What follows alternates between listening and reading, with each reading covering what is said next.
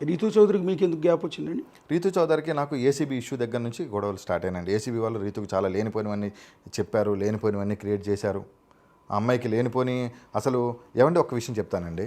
ఎప్పుడో గతంలో మామూలుగా ఉన్న దాని దగ్గర నుంచి తీసుకొచ్చేసి అమ్మాయికి లేనిపోని చెప్పి భయభ్రాంతులకు గురి చేసినప్పుడు ఏ ఆడపిల్ల కూడా పెళ్లి చేసుకున్నాక 1 ఇయర్కు మేము ఏసీబీ రైడ్ జరిగినంత వరకు రీతు నేను బాగానే ఉన్నామే.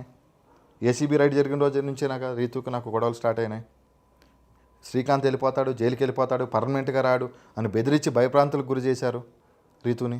ఆ రోజు నుంచి రీతుకు నాకు మాటలు ఆ తర్వాత 2-3 మంత్స్ మాట్లాడుకున్నాం. ఎవరికైనా భయం ఉంటుంది కదా, ఆడపిల్లకి నాకైనా భయం ఉంటుంది, ఆ అమ్మాయికైనా భయం ఉంటుంది. మీ ఇద్దరు లవ్ మ్యారేజ్ అండి? Inter caste marriage and love marriage? Love marriage అండి. ఓకే. ఆ తర్వాత మీరు మళ్ళీ పెళ్లి చేసుకోలేదు? ఇంకా చేసుకోలేదు, ఇంకా డైవర్స్ అవ్వలేదు రీతుకి. నాకు అట్ ప్రెజెంట్ నడుస్తుంది. మొన్న కూడా మీకు చెప్పాను. కానీ ఒక డాక్యుమెంట్ సింగ్ రిలీజ్ చేసిన దాంట్లో ఒక ప్రాపర్టీ అమ్మాయి పేరు మీద పెట్టిన అప్పటికి రీతు ఒక డాక్యుమెంట్ అయితే నేను ఇప్పుడు కూడా చెప్తాను. అది ప్రేమతో చేశారా? ప్రేమతోనే చేశానండి. అది కూడా పవర్ చేశాను. జీపీఏ చేశారు? నేను ఉండట్లేదు అప్పుడు 15 రోజులు బయటకు వెళ్తున్నాను. అప్పుడు ఉన్న పరిస్థితుల్లో నేను చేశాను. ఛత్తీస్గఢ్ వెళ్తున్నాను. ఇప్పుడు ఈ ఎంటైర్ వ్యవహారంలో ఎక్కువగా మీకంటే కూడా ఎక్కువ బదనం అయింది రీతు చౌదరి. ఆ పాప అమ్మాయికి లేనిపోని ఆపాది. ఈరోజు చెప్తున్నాను, మీరు మీడియా ముఖంగా ఫస్ట్ చేయాల్సింది ఏంటంటే రీతు చౌదరికి దీనికి ఎలాంటి సంబంధం లేదు. రీతు చౌదరికి దీనికి ఎలాంటి సంబంధం లేదు. రీతు చౌదరికి అనే వ్యక్తికి వీళ్ళెవరు కూడా తెలియదు. మహా అంటే సింగో 1-2 టైమ్స్ ఆఫీసులోనే ఎక్కడో మామూలుగా అలా కలిసి ఉంటారు తప్ప రీతుకి, ఆఫీసర్లకి, రీతుకి అసలు ఈ వ్యవస్థ గురించే తెలియదు. ఈ టోటల్గా ఈ ప్రాపర్టీస్ కాస్ట్ ఎంత ఉంటుందండి? ఏసీబీ ఆల్రెడీ ఫ్రీజ్ చేసిందని చెప్తున్నారు కదా. ఏసీబీ అన్ని ఫ్రీజ్ ప్రాపర్టీస్ అంటే పూర్వం నుంచి ఉన్న ఆస్తులు అంటే పూర్వజిత ఆస్తులు క్యాలిక్యులేషన్ చేయడం అనేది మార్కెట్ వాల్యూ అనేది తెలియడం కష్టం. నేను కొనుక్కొని ఉంటే ఒక 50 లక్షలు, 60 లక్షలు, 30 లక్షలు, 40 లక్షలు చిన్నవి నా పేరు మీద ఉన్నాయని మీరు ఒకసారి చెక్ చేయండి. 20 లక్షలు, 7 లక్షలు, 8 లక్షల ప్రాపర్టీస్ కూడా ఉంటాయి. నేను కొనుక్కుంటాను, అమ్ముకుంటాను. ఏదైనా లిటిగేషన్ ప్రాపర్టీ ఉంటే చేపించుకుంటాను, మాట్లాడతాను, ఎవరో ఒకరితో ఉంటే చెప్పించుకుంటాను, ఓనర్ సైడ్ ఉంటే చేసుకుంటాము. అయితే పని అవుతుంది, లేకపోతే లేదు. మొత్తం రియల్ ఎస్టేట్లో సంపాదించింది, రియల్ ఎస్టేట్లో చేసుకున్నది, దీనిలో సంపాదించింది, దీంట్లో సంపాదించుకున్నానండి. ఓకే. ఇందాక మీరు అన్నారు దొంగలు ఉన్నారు, దొంగలను వదిలేస్తున్నారు. ఎవరు వదిలేశారు? ఏంటి చెప్పండి, మొహమాటం ఏం లేదు. ఏమన్నా నాకు భయం లేదండి. ఇక్కడికే వచ్చాను, డైరెక్ట్గా వచ్చాను, నాకు భయం లేదు. ఇప్పుడు టాపిక్ అనేది మీరు వేరే టాపిక్లోకి తీసుకెళ్లారు. ఆ టాపిక్ మాట్లాడుకుందాం. ఆ టాపిక్ రికార్డింగ్ ఉంది కాబట్టి ఆ టాపిక్ మాట్లాడడానికి నేను కూడా రెడీగానే ఉన్నాను. నాకు తెలియదని నేనేం చెప్పలేదే మీకు.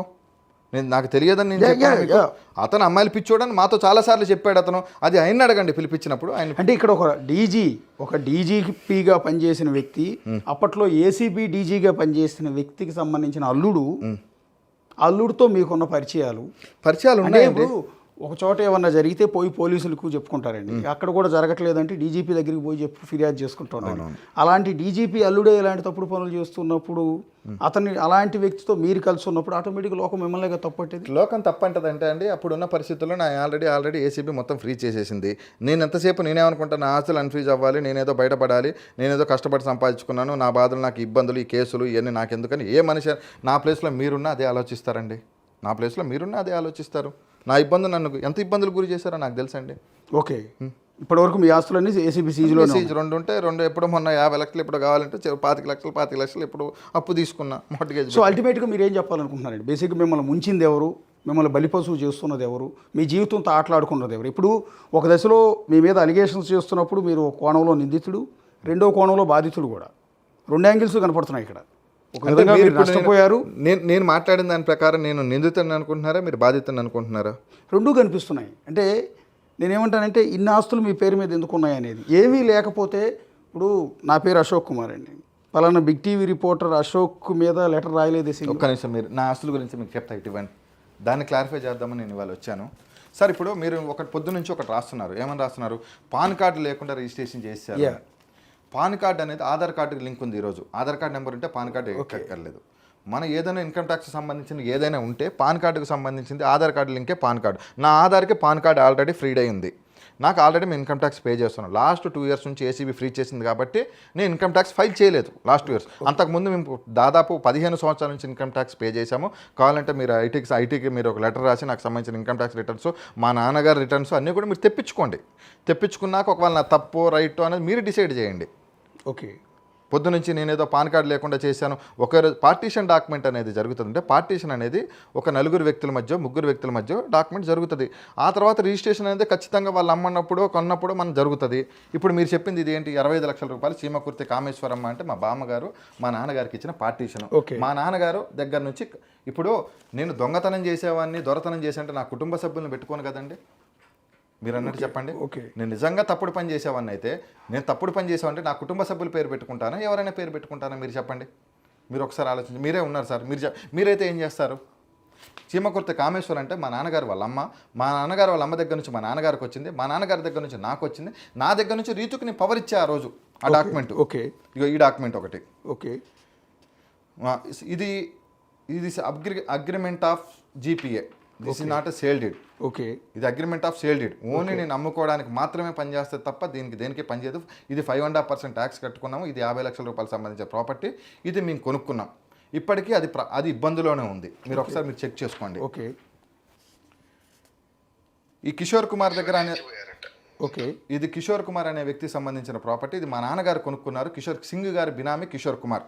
ఓకే. సింగ్ గారి బినామీ కిషోర్ కుమార్.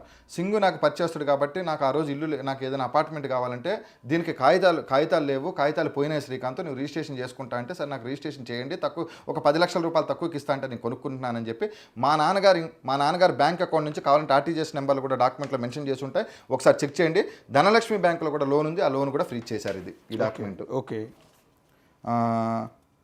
ఇది 7,50,000 తాడిపల్లి సుబ్బారావు నుంచి గాజుల పుష్పకు సంబంధించింది. 7,50,000 రూపాయల డాక్యుమెంట్. ఇది నాకు సంబంధించిందే కాదు, ఇది ఆల్రెడీ అమ్మేసుకున్నారు కూడా. ఓకే. ఇది కూడా సేమ్. ఓకే. ఇంకొకటి, ఇప్పుడు 2,50,00,000 రూపాయలు అనేది మార్టిగేజ్ వాల్యూ. దాదాపు 14 మంది ఇక్కడ ఉన్నాం మేము. 14 మంది కలిసి 2,50,00,000కి మేము మార్టిగేజ్ చేసుకున్నాం. ఇది 14 మంది కలిసి చేసుకుంది. ఈ 10 కోట్ల రూపాయల ప్రాపర్టీ నాది కాదు. ఇది మార్టిగేజ్ డబ్బులు ఇచ్చాం మేము. 2 కోట్ల రూపాయల డబ్బులు మాత్రమే ఇచ్చాం 14 మంది కలిపి. ఆ 14 మంది ఇచ్చిన డబ్బులు ఇది ఆల్రెడీ ఏసీబీ వాళ్ళ దగ్గర నేను డేటా రాసి ఇచ్చేసాను ఆ రోజు. ఇవన్నీ కూడా గత ప్రభుత్వంలోనే ఏసీబీ వాళ్ళు తీసేసుకున్న డేటానే మీరు ముందు పెట్టి ఇది నాది ఈ రోజు ఏదో సంపాదించుకున్నట్టు చూపిస్తున్నారు. ఇవన్నీ కూడా గతంలో జరిగిపోయినవే, గతంలో ఉన్నవి ఇవన్నీ కూడా ఏసీబీ వాళ్ళ దగ్గర.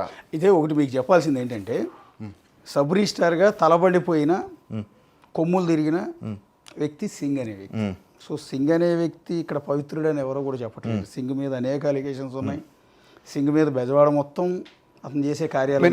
ఇంకొకటి నేనేమంటానంటే, అలాంటి తలబడిపోయి తల ఊడిపోయింది, బొచ్చు కూడా ఊడిపోయింది నెత్తి మీద. అలాంటి వ్యక్తి కొన్ని డాక్యుమెంట్స్ని ఉద్దేశపూర్వకంగా జైలుకి వెళ్ళే ముందు రిలీజ్ చేసి మీ అందరి పేర్లు రాశాడు అంటే అర్థం, మీరు చెప్పినంత ఈజీగా, మీరు చెప్పినంత సులువుగా సింగ్ కాదు. మీరేం చెప్తున్నారంటే, నాది అసలు నేను ఇంత తప్పు కూడా చేయలేదు, నేను శ్రీరామచంద్రుడు లాంటి వాడిని అన్నట్టుగా చెప్తున్నారు. కానీ అంత తలబండిపోయిన సింగ్ మీ మీద ఆరోపణ చేశాడంటే అంత అమాయకత్వంతో చేస్తాడా? ఇన్ని డాక్యుమెంట్లు రిలీజ్ చేశాడు అంటే సార్ అవన్నీ సింగ్ దగ్గర చేసినవి కాదు సార్. ఇవి మీరు కోచింగ్ చేస్తారు అన్న విషయం అతనికి తెలియదా? ఎవరికి? ఇవన్నీ సింగ్ రిలీజ్ చేసిన డాక్యుమెంట్స్. సింగ్ రిలీజ్ చేశాడు. అంత తెలివిగా మీరు వీటన్నిటిని ప్రతి డాక్యుమెంట్ని పట్టుకుని ఇది నాది కాదు, ఇది నాది, ఇది అని చెప్పి నేను చెప్తున్నా కదా సార్, నాకు కాదు. అంత తేలిగ్గా మీరు తప్పించుకునే అవకాశం ఉంటే ఇన్ని డాక్యుమెంట్ రిలీజ్ చేసి అంత సార్ తక్కువ మా పేరు మీద ఉన్న డాక్యుమెంట్లు 5-6 సార్, మిగతావన్నీ వేరే వాళ్ళ పేరు మీద ఉన్నాయి కదా. ఓకే. ఇక్కడ మిమ్మల్ని సూటిగా అడుగుతున్నాండి, సింగ్ కానీ రామారావు, రాఘవరావు, వీళ్ళ ముగ్గురుతోనే ఇంకా మిగిలిన సబ్ రిజిస్ట్రార్లతో అందరూ పరిచయం. అందరు నాగేశ్వర, ఇప్పుడున్న ఇబ్రహీంపట్నం నాగేశ్వర పరిచయమే, తిరువూరు సబ్ రిజిస్ట్రారు జగన్ పరిచయమే, త్రిపుల్ ప్రసాద్ పరిచయమే, ప్రసాద్ గారి పరిచయమే, చైతన్య. సార్ ఇప్పుడు టాపిక్ వచ్చింది కాబట్టి మనం వాస్తవం టాపిక్ మాట్లాడుకుందాం. మీరు అంతకుముందు గవర్నమెంట్లో ఏ తప్పు జరగలేదని మీరు అంటున్నారు కదా. అంతకుముందు గవర్నమెంట్లో చైతన్య మీద కేసు ఉన్నప్పుడు పడమట సబ్ రిజిస్టర్ ఆఫీసులో నైట్ ఎఫ్ఐఆర్ ఆపేసి నైట్ ఎందుకు చైతన్యాన్ని ఏసీబీ వాళ్ళు పట్టుకుందామని చెప్పేసి ఆ క్షణంలో ఎందుకు ఆగిపోయారు ఏసీబీ వాళ్ళకి? ఎవరి వల్ల ఆగిపోయారు ఏసీబీ వాళ్ళు? ఇంకో సబ్ రిజిస్టర్ పడమట సబ్ రిజిస్టర్ రాఘవరావు తర్వాత పడమట సబ్ రిజిస్టర్ చైతన్యాన్ని ఏపీయటం కోసం రాఘవరావు మీద రైడ్ జరిగింది. ఓకే. పోస్టింగ్ కోసం. రాఘవరావు ఎవరైనా ఐపీఎస్ అధికారికి తమ్ముడు అయినా? ఐపీఎస్ అధికారికి బంధువు కాదు, ఐపీఎస్ అధికారికి చాలా క్లోజ్. ఓకే. ఓకే. నేను ఆయన పేరు చెప్పాలనుకోవట్లేదు, ఎందుకంటే ఇది 2014-19 టీడీపీ హయాంలో. ఓకే. మరి ఆ రోజు ఎందుకు చైతన్య మీద అయిన ఎఫ్ఐఆర్ని ఎందుకు ఆపేశారు? పిహెచ్డి రామకృష్ణ గారిని అడగండి ఒకసారి, ఆయన సిన్సియర్ ఆఫీసరే. నాకు తెలిసినంతవరకు ఆయన కలుద్దామని చాలాసార్లు నా బాధ చెప్పుకుందామని నేను వెళ్తే ఏ రోజు ఆయన నన్ను కింద ఆఫీసర్లు జేడీ గారు కానీ వాళ్ళు ఎవరు కూడా నన్ను పోనిచ్చేవాళ్ళు కాదే. For more videos like this, subscribe Big TV channel.